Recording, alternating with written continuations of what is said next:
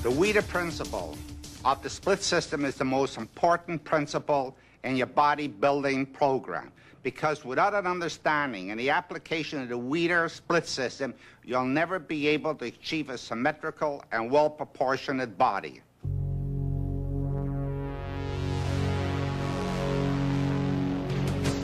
There are hundreds of thousands, even millions of people, men and women, working out in gyms around the world, but very few of them look like bodybuilders. Why?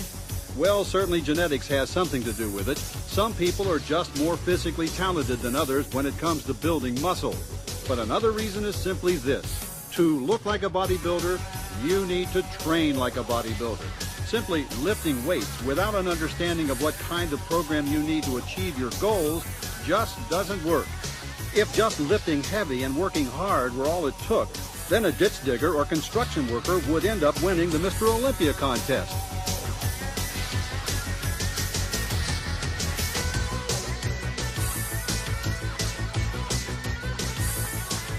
Hi, I'm Bob Harris. Now, when you're in the gym, intensity and hard work are very important, but it's not enough just to work hard. You need to learn to work smart also.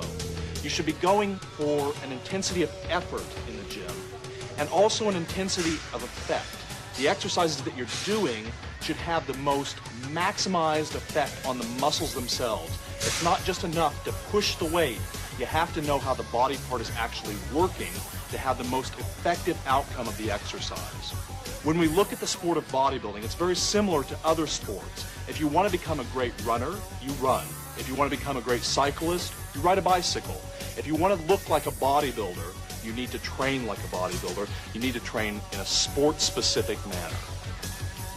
Specificity of training means that the body responds and adapts very specifically to the kind of workout you put it through, much more specifically than you think. That's why different sports, from sprinting to marathon running to gymnastics to shot putting, all require very different kinds of training and physical preparation. And that's why it's so difficult to do well in multi-event sports like the decathlon or heptathlon, and why there are so few great athletes who compete successfully in more than one sport at the highest levels. In this sense, your body reacts to training like a computer. When you're training, you're sending a specific program to the central nervous system. And anybody that's worked with a computer can tell you that a computer will respond only to specific instructions. Your body is the same way. It doesn't care what you're trying to do. It only reacts to exercises specifically as they are applied. Over the past 50 years or so, bodybuilders have learned, largely by trial and error, what kind of workout the muscles of the body best respond to. And the proof that they've discovered something really new is the way they look. No human beings in all of history, male or female, have developed the kind of physiques you see on stage at a top professional bodybuilding contest. Critics of the sport sometimes claim that this incredible advancement in the ability of human beings to develop their lean body structure is the result of improved nutrition, anabolic drugs, or simply the fact that there are more bodybuilders working out more seriously than ever before. But it's really the type of training that you'll learn from the Weider system that has made the difference. The modern bodybuilding workout was developed to address the natural, genetically determined capacity of the body to respond to the muscle training, the physiological programming that is inherent in the neuromuscular system itself. It's the most effective and efficient form of muscle training ever conceived. So if you're going in the gym to develop your lean body structure, being a competitor or not, why do it any other way? After all, the body is a homeostatic organism. That means that it tends to resist change, whether the change is good or bad. That's why people can abuse their bodies for such a long period of time before they actually see serious damage. So it follows that to make dramatic improvements in your physical structure, you have to find some way to force your body to change. You have to subject it to a program that's so intense and effective that it has no choice but to respond. And that's what bodybuilding type weight training is all about.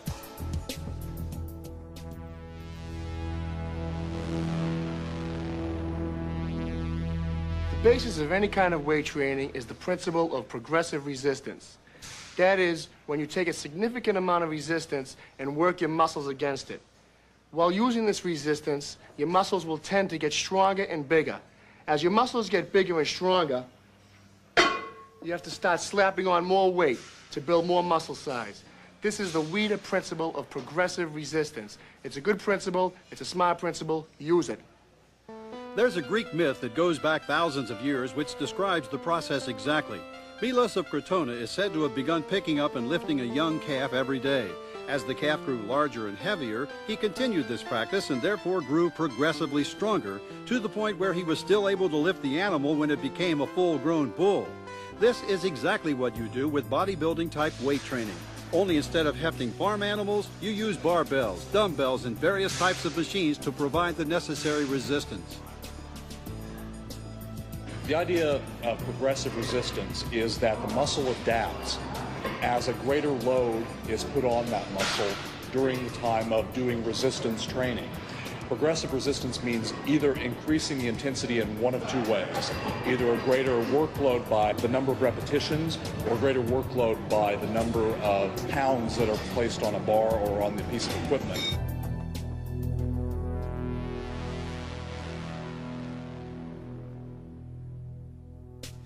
We have muscles because we live in a gravity well.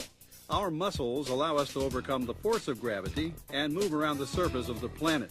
In addition to gravity, muscles also adapt to the kinds of loads we subject them to. For example, if you have a 10 horsepower motor and you subject it to a 12 horsepower load, it'll burn out. However, subject the equivalent 10 horsepower muscle to a 12 horsepower load and you eventually get a 12 horsepower muscle. The key to progress in bodybuilding is to overload the muscle. Just enough to cause it to grow, but not enough to cause injury, and to continue to increase the amount of load on a regular basis as the muscle gets bigger and stronger.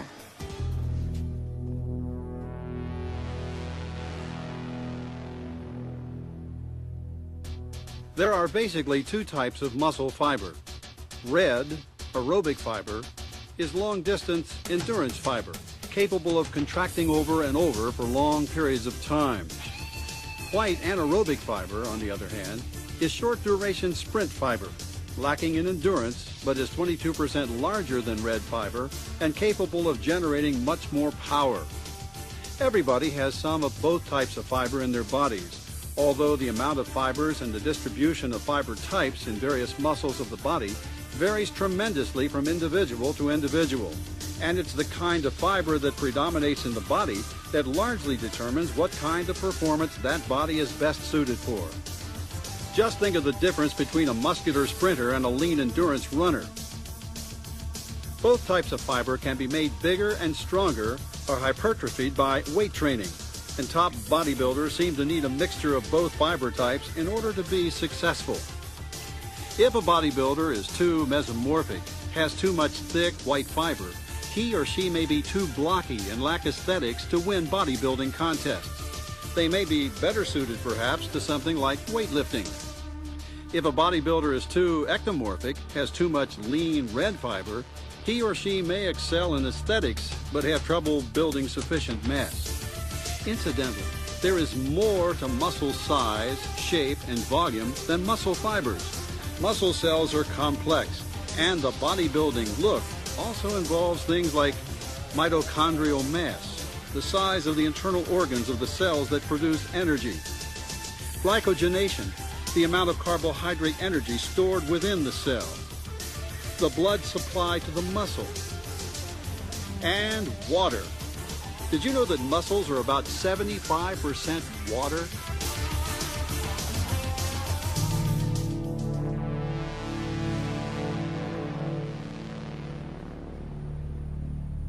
The basic unit in bodybuilding training is the repetition. Now, a repetition is made up of two key points. It's basically going to be the full extension of the muscle when the muscle is fully stretched out, and the full contraction of the muscle when the muscle is bunched up and is pulled together and shortened. So a repetition is going to be going back and forth between that extension and that contraction on every single body part. Now, repetitions combined together constitute a set. So a set, let's say in your workout, you are supposed to do a set of 12 repetitions. What you would be doing is 12 times in a row, be going from this contraction position to the extension position, back and forth until you get to 12. And that would constitute a set of the exercise. A basic set in bodybuilding usually consists of 8 to 12 repetitions. Why this number? Trial and error experience and some independent scientific research has shown that the muscle tends to grow best when subjected to about 70 to 75% of its 1 rep maximum strength, the maximum amount of weight the muscles can lift in that exercise one time. And when you do as many sets as you can with this amount of weight, you end up doing somewhere from 8 to 12 reps. Therefore, as you begin bodybuilding training with the Weider system, pick a weight for any exercise that lets you do at least 8 repetitions, but not so light you can do more than 12. An exercise consists of a group of sets. This too can vary, but generally the Weider system recommends from 3 to 5 sets of any exercise and from 12 to 16 sets for any body part, with a few less for some body parts and certain kinds of training, and a few more for others. In bodybuilding training, you can end up resting for a shorter or longer period of time depending on what kind of set you're doing.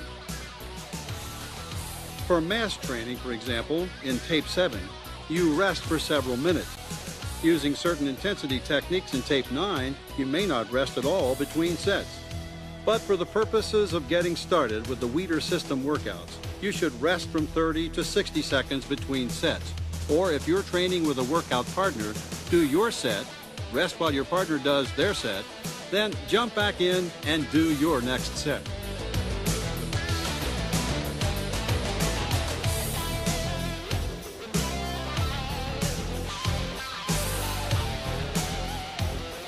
You usually want to do somewhere between 8 and 12 or 15 repetitions in a set. So it is important to increase the weight because that's putting a different type of pressure that the body has to respond to.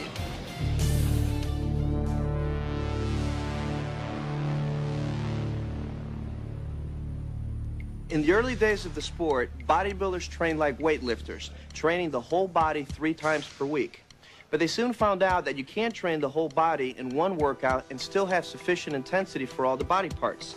So eventually they began following a system which Joe Weider called the split system of training, in which only part of the body is trained at any given workout and the entire body is trained over a period of days.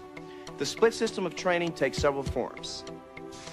One of the most popular types of training schedule is 3 days on, 1 day off. This is one example. Day 1, chest, shoulders, triceps, calves, abs.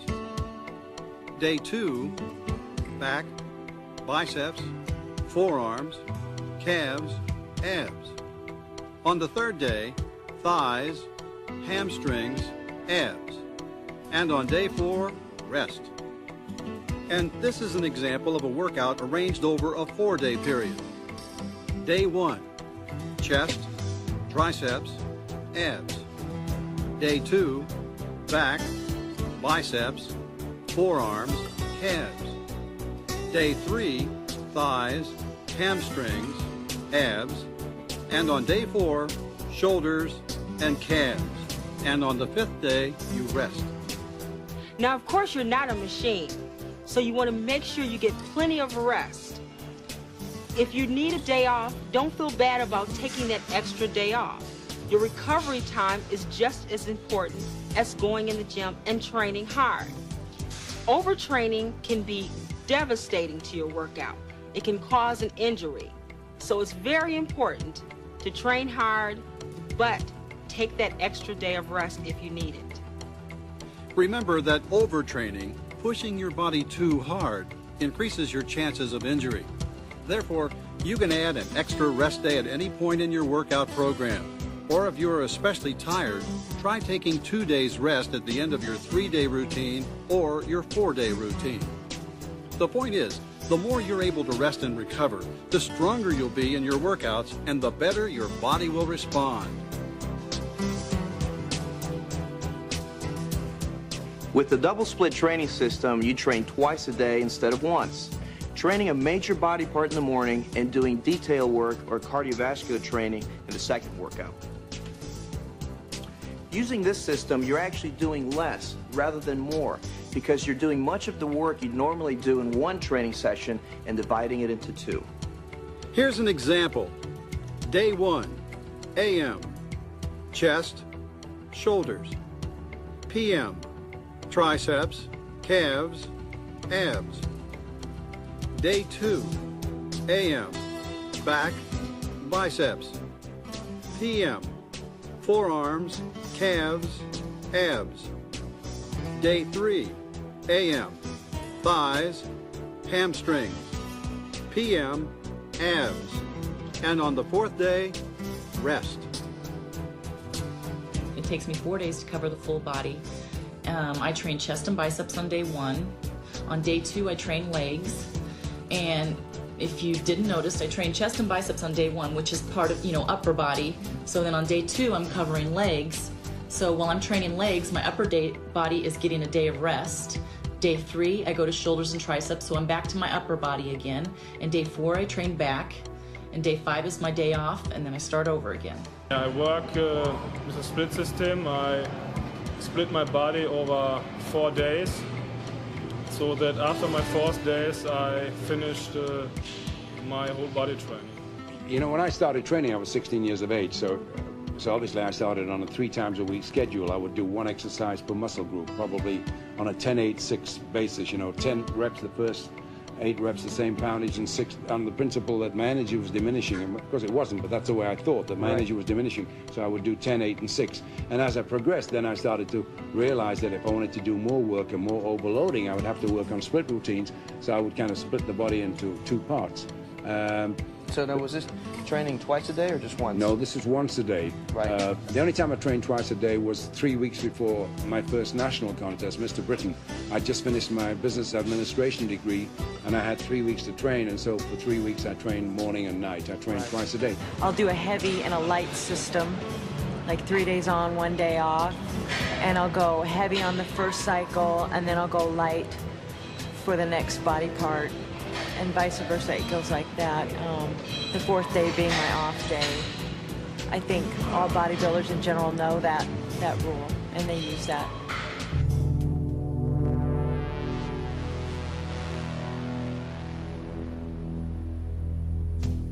You hear all sorts of theories about how to train for cuts and definition, or train for tone rather than building. Most of these ideas don't really conform to how the body actually works. However, you can get different responses from the body depending on which muscles you're training, how many muscles you're training in one exercise, what kind of exercises you do, what kind of equipment you use,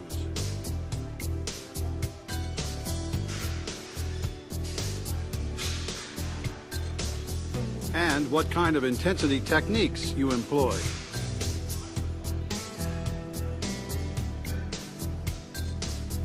In general, you build mass most effectively by doing 2-joint exercises, exercises that involve the movement of 2 joints rather than 1.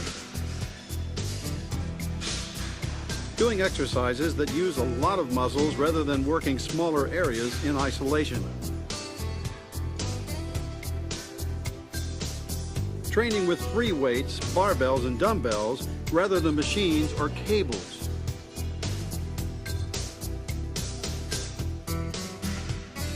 And using the kind of mass-building techniques that are described in detail in Tape 7.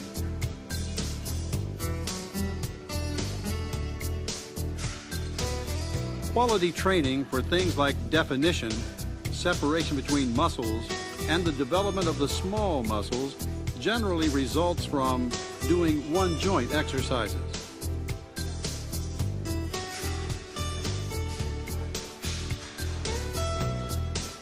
Training smaller muscles or muscle groups in isolation.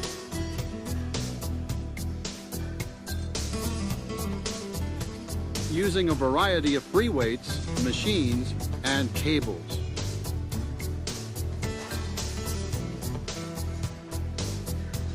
and using as many of the Weider intensity principles, such as full range of motion, peak contraction, supersetting, and others detailed in Tape 9. And when you combine effective mass training with quality training based on the Weider intensity principles, the result is a complete and balanced bodybuilding physique.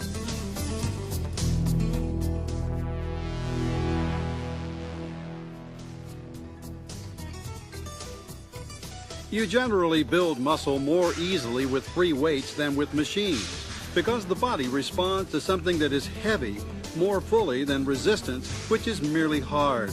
In fact, our bodies have evolved over millions of years to recognize and deal with weight.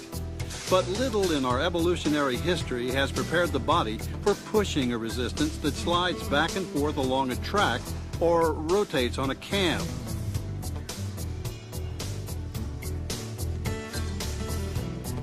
When you lift a free weight against the force of gravity, not only do you use the specific muscles involved in the lift, but the rest of the body gets involved as well. The joints have to work to balance and control the weight, and the various stabilizer muscles associated with the joint come under stress as well. When you exercise with many machines, there's no need to stabilize, no need for the ligaments of the joints to adapt, and you tend to work only the muscle involved in that specific movement, not the associated stabilizer muscles. This results in much less adaptation and in fact can be dangerous because you've developed certain muscles in a group out of proportion to the others. So when it comes to basic mass and strength development, free weights are far superior. I myself am a firm believer in free weights, heavy free weights for building mass. Low repetitions, not too low where you're just going to pump out 4 or 5 and then just drop the weight. You want heavy weights and good repetitions, good muscle control, and plenty of protein to build that mass with. Free weights, free weights are it. Basic heavy movements is the way I consider it. That's what I've always used, basic heavy movements to build size, not to get into contest shape per se, but you have to have the frame there to carve it out. In my opinion, it's a lot better to use a free weight than using a machine in general, because the free weights, your body responds a lot better to your free weight, because it's like you can keep your natural movements in. The body is built to use free weights, not to use machines. So your body responds a lot better. Plus your nervous system, everything is very much in action. So your body growth is much more stimulated than using a machine. But machines and cables can also be valuable. They work well when you want to isolate specific areas of the body. They are also effective when you're doing higher rep training, in which the stress of an individual repetition is not as important as the cumulative effect of a number of repetitions. For example, supersets, trisets, and giant sets, as described in Tape 9. Exercise machines are also essential when resistance training is being used to rehabilitate injuries, as described in Tape 10. When you're recovering from an injury, having the injured area securely stabilized as you build up its strength is one of the keys to successful rehabilitation. You still should use machines maybe to isolate some muscle groups, and altogether makes the whole package. So you need it both. Yet it's not the hardware development that's created the tremendous progress in our ability to develop the body. It's the software, the training principles and techniques, which you'll learn about as part of the Weider system.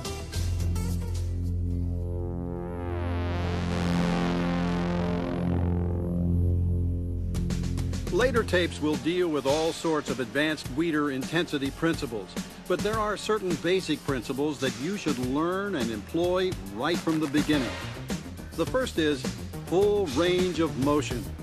During each of your exercises, you need to go from the full extension of the muscle to the full contraction and back. Don't settle for working in a partial range of motion. At the top of the movement, try pausing and squeezing the muscle a little harder to obtain a full peak contraction.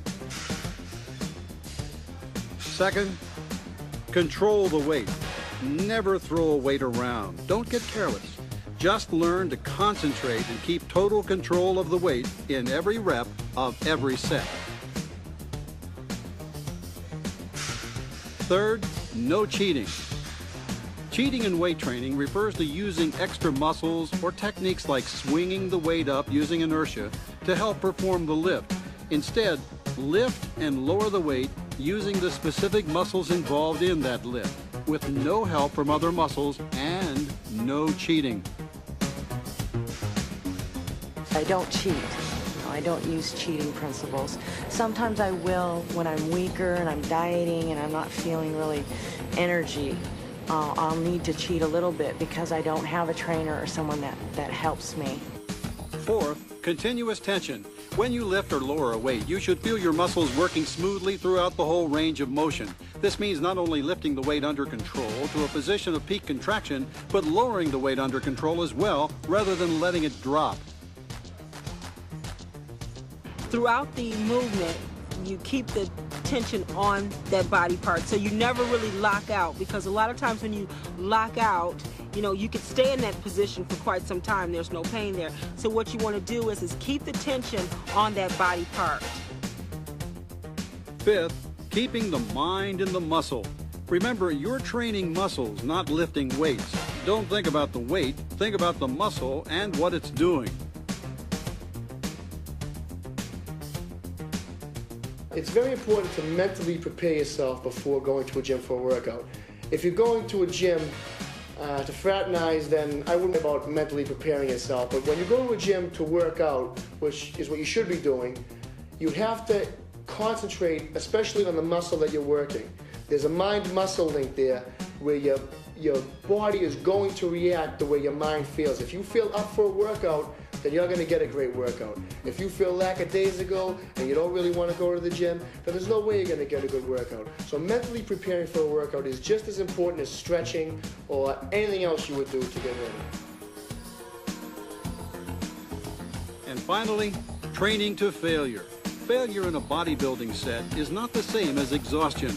It means you've gotten to the point where you can't do one more rep with that particular weight in that set.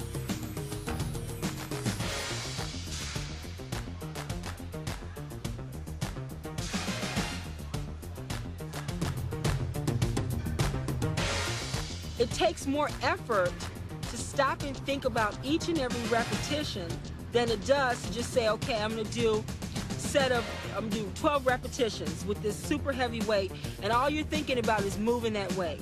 You're not thinking about, let's say if you're doing squats, thinking about your quadriceps, okay, in the first repetition, and thinking about the movement on the way up and the movement going down. And when you're really thinking about it, then the chances of injury are slim, and the chances of that muscle responding is even better because you're really concentrating. So I think that's what the key is, and that's what's most important. Bodybuilding, when it's done properly, involves learning a lot of skills. So it's going to pay for your success to learn those skills properly from the very beginning. Here is a summation of the basic principles and training methods you've learned about in this tape. Train smart as well as hard. Bodybuilding type weight training is a very specific and intense method of changing the basic muscle structure of the body.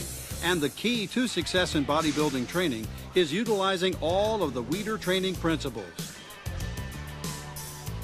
Utilize the progressive resistance training principle. To make your muscles grow bigger and stronger, you have to contract them against the appropriate amount of weight. But as they adapt and begin to grow, that weight becomes too light to cause continued adaptation, and the muscles stop responding.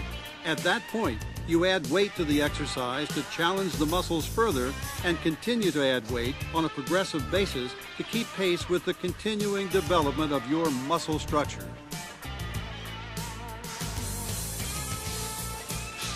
Do from 8 to 12 repetitions in most of your sets. Bodybuilders aren't weightlifters and shouldn't use a weight that allows them to do too few sets. They aren't endurance athletes either and shouldn't do very high repetitions in most of their training. Bodybuilders have learned that a muscle responds best to an amount of resistance equal to about 70 to 75% of its 1 rep maximum strength. Using this amount of weight generally allows you to do from 8 to 12 reps in any given set. Do from 3 to 5 sets per exercise, 12 to 16 sets per body part. Too few sets and the muscles may get big but will lack detail.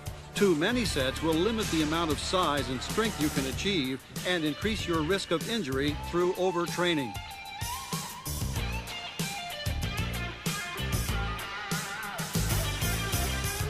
Rest about 30 seconds to 1 minute between sets. This gives you enough recovery time to allow you to generate sufficient intensity in your next set, but is not so long that your training pace becomes too sluggish. Take advantage of the Weider split system principle. For most bodybuilders, a schedule of 3 days training followed by 1 day rest seems to work the best, although some prefer using a 4-day on, 1 day off split instead. Base your training program on the use of free weights. The body responds best to the resistance provided by free weights, where the muscles, joints, ligaments, and tendons are forced to cope with the force of gravity. So the most effective bodybuilding training program utilizes about 2/3 free weights versus 1/3 cables and machines. Train with full range of motion repetitions. For maximum quality and development, do each repetition through the fullest range of motion you can achieve comfortably, from a position of full extension to that of full contraction. Do not, however, overstretch the structures involved, or you could increase the risk of training injury. Train with continuous tension. You should feel the muscle working continuously against the resistance throughout the range of motion of the exercise. Lift the weight under full control and lower it under full control. This helps you to avoid cheating, using inertia to help throw the weight up, and the mistake of letting the weight drop during the negative part of the exercise. Keep your mind in the muscle. Learn to feel what muscles are working in any exercise and concentrate on exactly what they are doing at all times. Technique is of little use without feel, and you develop feel in bodybuilding training by focusing your attention on your muscles rather than on the weight they're lifting. Remember, you're training muscle, not lifting weights, so keep your mind in the muscle at all times for the maximum effective workouts. Train to momentary muscular failure. Except when you're doing something like power training as described in tape 7, you should train to failure in each set. Training to failure actually means training to momentary muscular failure and is not the same as working to total exhaustion. It simply means you keep going in that set using that weight until you can't do any more repetitions without stopping to rest.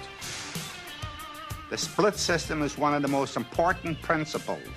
Without the utilization of the Weider split system in your workout, you'll never be able to achieve a symmetrical, proportionate, muscular body. Learn it, apply it, and you would develop the body that you always wanted. Now that you know how to use the split system, let's put it to use. In the next tape, my champions will show you how to apply the back exercises and the bicep exercises to broaden your back and give you bigger and more massive and more muscular arms. The key to me getting the best workout I possibly can every day is just to be very organized and to have some type of schedule. You know, I can't go in one morning at 7 o'clock in the morning and the next day at 5 o'clock at night. I like to train at the same time every day, and I like to eat like 2 hours before I train. And my schedule has to be very organized in order for me to get the best workout possible. I've developed my physique to the point to where I'm happy with it, you know, with the size and everything, and I don't want to overpower anything. So just to keep everything in balance, you know, I'm more looking for the shape and balancing everything out now. What I'd say to a woman just starting out in, let's say, weight training, and she doesn't really want to be a bodybuilder, is that the key is consistency, and basically to come in and learn the basic exercises, learn what exercises go for what body parts. And the benefits that you get from a physical point of view, from a mental point of view, from a strength point of view, even from an emotional point of view, goes into the full aspect of your life and makes for better living and a better person and a better society. Procrastination is the robber of opportunity. It's the great thief of time and opportunity. You know, and I think that there's no better time to do it than to do it right now. You got to be motivated. When I started bodybuilding, I weighed 114 pounds. You know, I'm a diabetic. I'm 5 foot 4.5 inches tall. I won Mr. Universe, Mr. America. The only way that you can really do it is if you have it inside. You got to want it. There is no excuses of being tired or sick or having a cold. You have to do it or get out.